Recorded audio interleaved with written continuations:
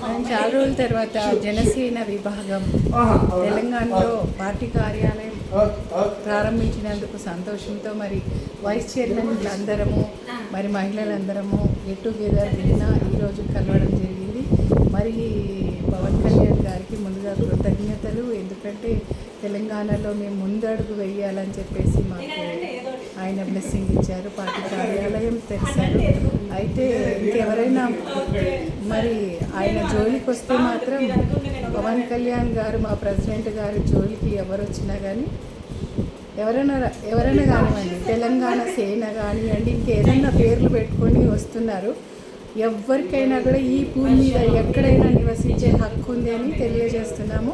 మీరంతా కూడా కోస్తాల నుంచి వచ్చారు, బాగా దండుకున్నారు, ఎక్కడెక్కడికి వెళ్ళాలో అక్కడెక్కడికి వెళ్ళొచ్చారు, ఎన్నో స్కాములు చేశారు. సో మేము అవన్నీ మాట్లాడదలుచుకోలేదు. ఎందుకంటే మా నాయకుడు అలాంటి వాడు కాదు. ముఖ్యంగా నీతి నిజాయితీ కోసమే పుట్టిన జనసేన పార్టీ. కాబట్టి మనం వైస్ చైర్మన్లకు మా ప్రెసిడెంట్ అందరు కూడా మేము చిల్లర రాజకీయాలు చేయమని చెప్పేసి ఈ సందర్భంగా తెలియజేస్తున్నాను.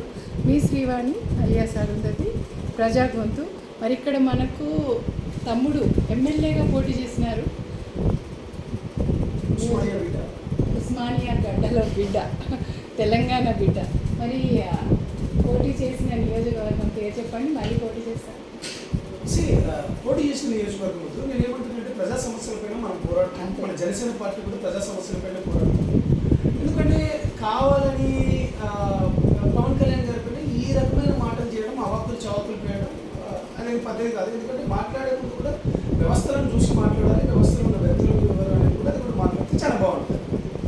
Thank you so much. And మనందరం ఈ విధంగా కలుసుకోవడం, కలిసే అవకాశం ఇచ్చిన మన ప్రెసిడెంట్ గారికి ధన్యవాదములు, రామ్ తల్లూరు గారికి, మరి అందరికీ పార్టీలో పనిచేసిన అందరు మిత్రులకి ధన్యవాదాలు తెలియజేసుకుంటున్నాను. మీ సోదరి.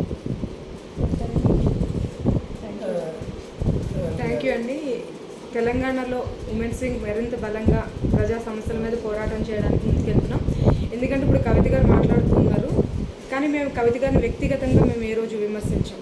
పాలనాపరంగా, సిద్ధాంతపరంగా, నైతికంగా మేము మాట్లాడదలుచుకున్నాం.